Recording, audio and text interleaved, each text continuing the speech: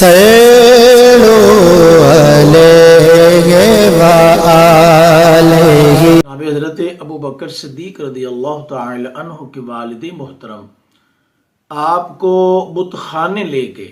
آپ کی عمر مبارک 4 سال تھی اور کہنے لگے کہ ہذہ آلہتک الشم العلی فاسجد لہم، یہ تمہارے بلند و بالا خدا ہیں، ان کو سجدہ کرو۔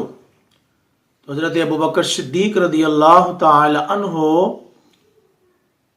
مخاطب ہوئے اور فرمانے لگے کہ اگر تو میرا رب ہے تو مجھے کھانا دے، مجھے کپڑے دے، میری ضروریات کو پورا کر۔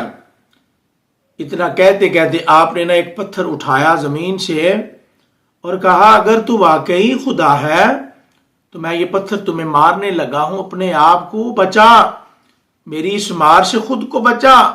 اور آپ نے پتھر مار دیا۔ جب آپ کے والد کو پتا چلا غصے ہوئے، ڈانٹا آپ کو، آپ کے چہرے مبارک پر زوردار تماچا مارا اور آپ کو آپ کی والدہ کے پاس لے آئے اور فرمایا کہ آپ کے بیٹے نے ایسے کیا ہے۔ تو آپ کی والدہ فرماتی ہیں کہ آپ اسے چھوڑ دیں اپنے حال پر۔ جب یہ پیدا ہوا تھا تو مجھے ایک آواز سنائی گئی تھی، یا امت اللہ بالتحقیق ابشری بالولد العتیق اسمہ محمد فی السماء الصدیق، اسمہ فی السماء الصدیق لمحمد صاحب و رفیق۔ مجھے اس آواز سے بشارت سنائی گئی، اے اللہ کی بندی تجھے مبارک ہو، تیرا بچہ عتیق ہے اور اس کا نام آسمانوں میں صدیق ہے اور یہ محمد صلی اللہ علیہ وآلہ وسلم کا صاحب اور رفیق ہے، تو آپ اسے اپنے حال پر چھوڑ دیں۔ آپ یہ بات صحابہ کرام کے جرمٹ میں پیارے نبی صلی اللہ علیہ وسلم کو سنا رہے ہیں۔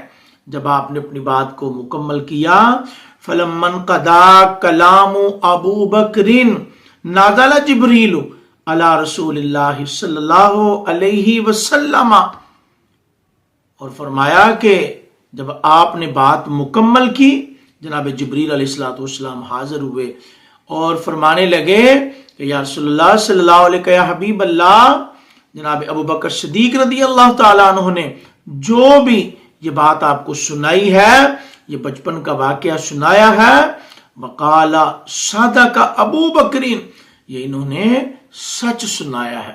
سبحان اللہ، اللہ تبارک و تعالیٰ کا کتنا فضل تھا آپ پر کہ بچپن ہے، 4 سال کی عمر ہے، پھر بھی آپ کا تقوی دیکھیں، آپ کی طہارت دیکھیں، آپ نے بچپن میں بھی کسی بت کو سجدہ نہیں کیا۔ اللہ تبارک و تعالیٰ کی آپ پر کروڑوں رحمتوں برکتوں کا نزول ہو۔